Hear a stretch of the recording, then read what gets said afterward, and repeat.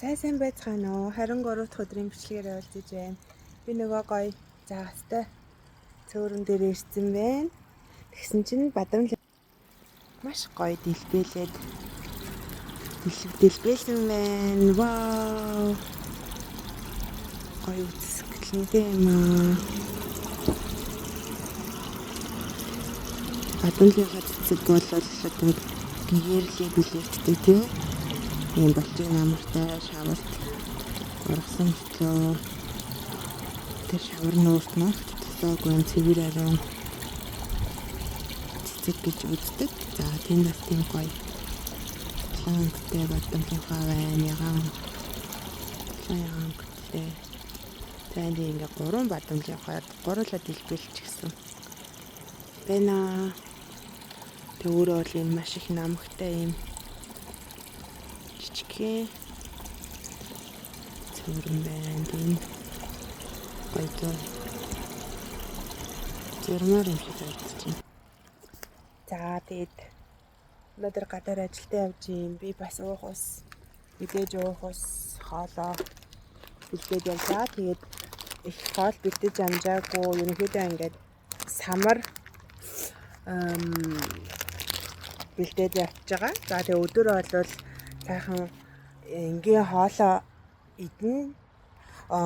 Тэгээд та нартаа яг ийм тэ яг яавал жин нэмхгүйгээр сайхан хоолоо идэж болох вэ гэдэг дээр цусан дах сахарыг өсгөхгүй байх бас юм олон янзын аргууд байт юм байна.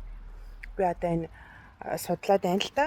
Тэнгүүд зөвхөн одоо хассан төдийгөр биш хэрвээ ингээд одоо өөр хоолны сонголт байхгүй байлаа гэхэд хоолыг яаж идж байгаа дарааллаас шалтгаалаад бидний цусан дах сахар өсөх үү өсөхгүй юу гэдг нь хамаардаг юм байна.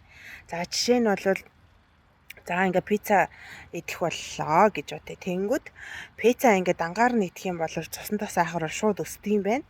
Тэгвэл пицца идэхийнхаа өмнө ногоон навчит ургамал салаад идэх юм бол тэр нь ингээ эхлээд ороод ирсний дараагаар пицца идэхэд цусан дах сахар нь тэгж огцом өсөхгүй ингээд удаанаар ингээд арай бага өсөлттэйгээр ингээд гарч ирсэн юм судалгаанууд байдаг юм байна. Тэгэхээр нүүрс ус буюу одоо энэ гурил буудаа тэгэд энэ сахарын төрлийн талах барайн гэх мэтчлэн эдгээр зүйлийг дангаар нь шууд эхэлж идэхгүй байхыг бол одоо энэ эмч мэрэгжлийн хоол зүйчнэр бол зөвлөдөг юм байна.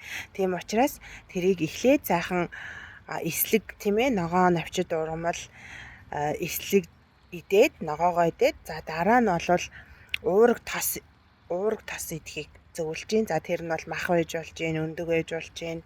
Тэгээл одоо уургалаг бүтээгдэхүүнээ төрүүл дараад нь идээд за тэрний хамгийн сүүлд нь одоо энэ сахартай, нүүрс устай, амттд нь гурил будаагаа бол хамгийн сүүлд идэх нь болвол тэгж цусан дах сахар огцом өсдөггүй юм байна. Цусан дах сахар ингээ огцом өсөхгүй үед бид нар тэгж хүчтэй инсулин ялгаруулах шаардлагагүй болдог.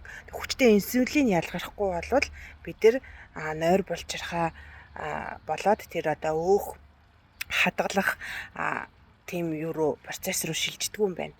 Тийм учраас бид нар ингээд хэрвээ тогтворт ухаантай зөв сонголттой зөв дараалалтай идэж чадах юм бол бид нар бас хаяадаа ингээд сайхан чихэржиглаад торт эцсэн ч гэсэндээ цусан дах сахар нь өсөхгүй таргалахгүй байх ийм боломжтой байдаг юм байна.